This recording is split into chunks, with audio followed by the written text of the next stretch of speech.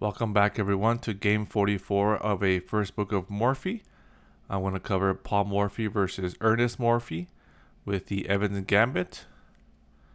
Again, we are in middle game rule number 8. To attack the enemy king, open a file or less often a diagonal to gain access for the heavy pieces.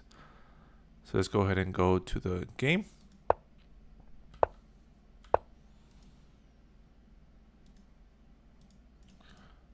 So we have the Evans Gambit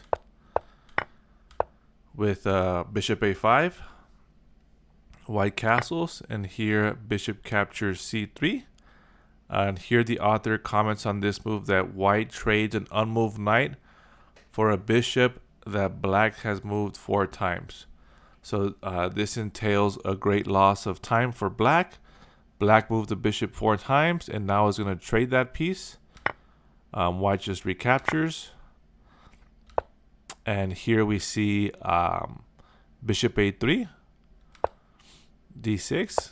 And again, white is ahead in developing with the double threat. Knight h6, queen captures c3, queen f6, e5. And here the point of e5 is that white wants to open up the a3 to f8 diagonal, and also to prevent black from castling. Again, also white wants to, if it happens, right, open the e file. If that happens, then the king could be in danger because black has not castled yet. So while the king is in the center, you want to push the pawns forward and open up the position. D captures e5, rook f to e1, bishop d7, rook b1. Again, the rook develops with the threat. Black castles queenside. White goes for a tactic, bishop a6. Right now, if black captures, then we have a long line here suggested by the book, right? By, I guess, according to Sargent is what the author says.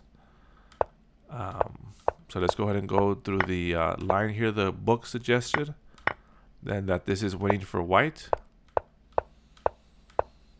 Now again, you pretty much only play bishop a6 if you visualize this whole combination to a T, pretty much. Because if during these combinations, if you miss something, if you miss a move for black that you didn't know he had to defend, then your sacrifice is not gonna work, right? So it has to be visualized to the full.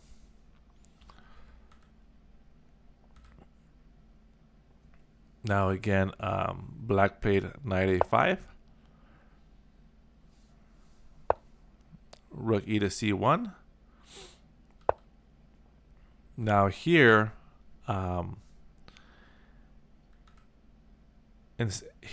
if queen captures a5, then queen captures a6, and the author comments that white's initiative will be slowed by the trade of queens or the retreat of the white queen.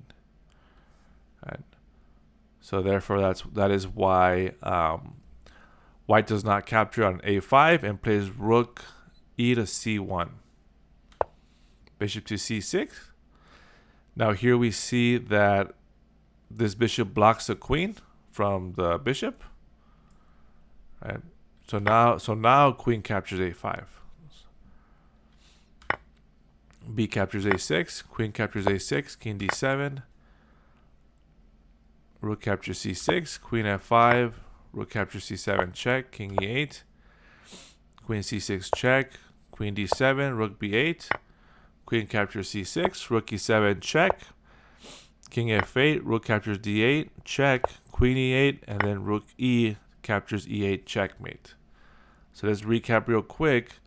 And again, in this game, so let's analyze.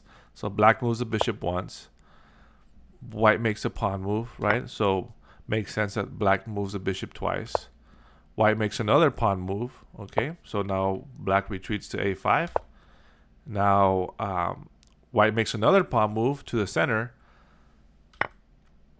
Black captures, white castles. Essentially developing the rook.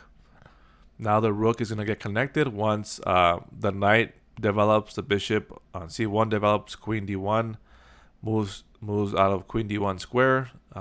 The rooks will be connected. And here again, this is a mistake for black. Now again, the computer Stockfish here it gives it an equal position, and after this it gives it a +1 for white.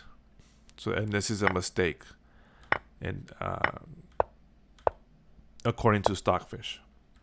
Now here, white is +1, and Stockfish wants queen b3 right away.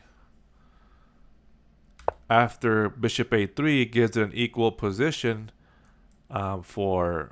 it's an equal position. So Stockfish wants b3 to develop right away with the threat, right? To hit this, put more pressure on black.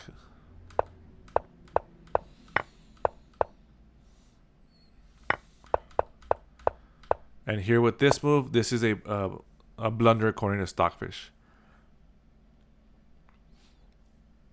Again, here Stockfish recommended for the pawn to capture on a6. Okay, well the rest is a combination, right? So key moves, black fell behind in development, right? At this point, again, you're pretty much castling into the attack, right? Because the pieces are pointed towards the knight's ready to jump in, right? Pointing to the king side, right? And maybe you want to develop first, and then maybe castle. Try to catch up in development. So again, that's pretty much it. Let me know what you thought of this video, and I will see you all in the next one.